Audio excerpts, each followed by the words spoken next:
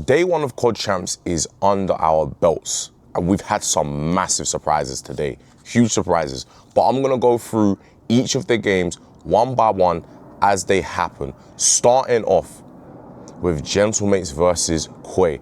This was straight belt.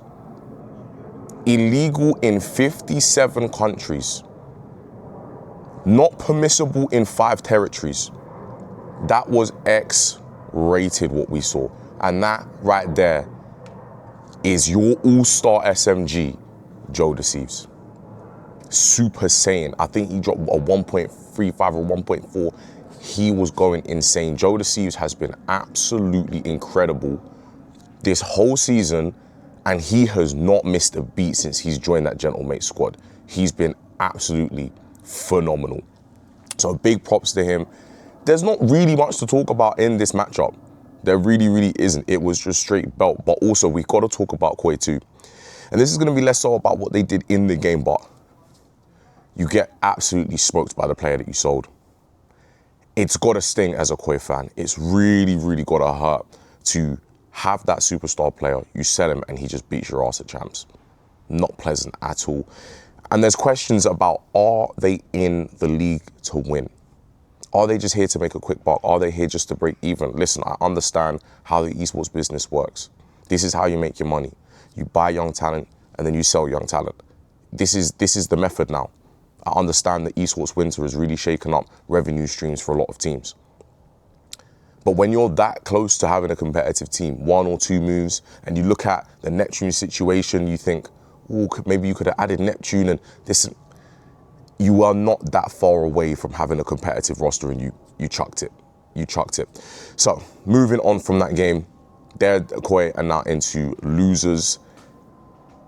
But then the big one, the really big one, Riyadh Falcons versus LA Thieves. We did not see this coming. Everyone, and I say everyone, had LA Thieves as the favorites going into this weekend. And then winners round 1, Aluka said, all that slander that has been on my name on Reddit, on TikTok, on Twitter, watch this. And he put on an absolute masterclass today. Absolute masterclass. I know Celian was really the best player, but we know what he is. Aluka, to do that in your first game on main stage, to be at Champs against the back-to-back defending major champions, minus everything, the favorites of the tournament, and you go out and perform like that, absolute cinema. That is insanity. That is insanity. Because I'll be honest, I remember when he popped off in that Challengers Cup at the start of the season, I was like, yo, this guy is gross. This guy is gross. And even I kind of bought into some of the negativity that's happened recently of like, maybe he wasn't that good. He was good for like 2 weeks, this, that, and that. He got signed because of just, one tournament essentially. But boy, he has really told a lot of us, this is what I can do. This is what I'm on. Respect me. And that was what he just did right there. Now, talking about Thieves. Thieves. Breaking at Champs again.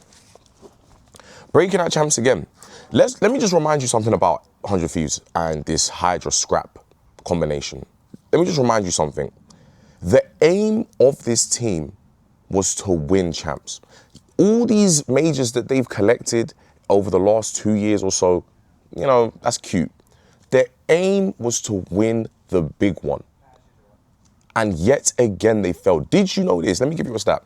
They are 3-9 at Champs. Scrap and Hydra are 3-9 at Champs. 2 of the best players Call of Duty will ever see. And that is their record together at Champs.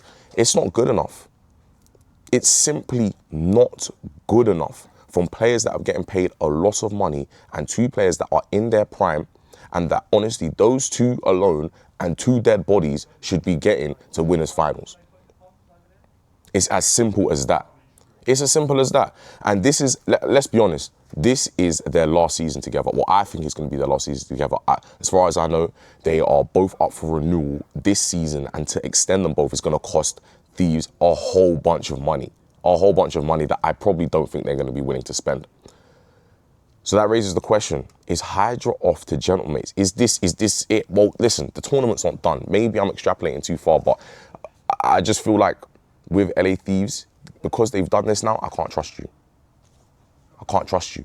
The trust is gone. Now I'm thinking, yeah, you're going to bow out and not win the whole thing. Maybe you can do a loser's run, cool.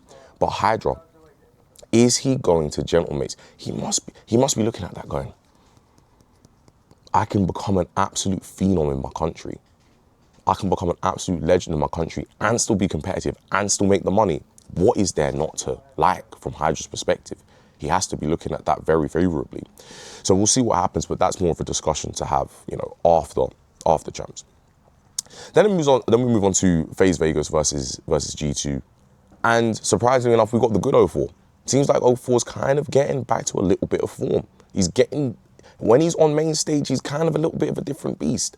And we got good 0-4 today, which is good because I think 0-4 is I want to say he's the X factor, which doesn't mean that he's the best player, but he is the player where if he pops off, this FaZe team can beat anybody. They can beat anybody. And with the bracket a little bit more wide open, hey, who knows? They could make a run. They could really make a serious run.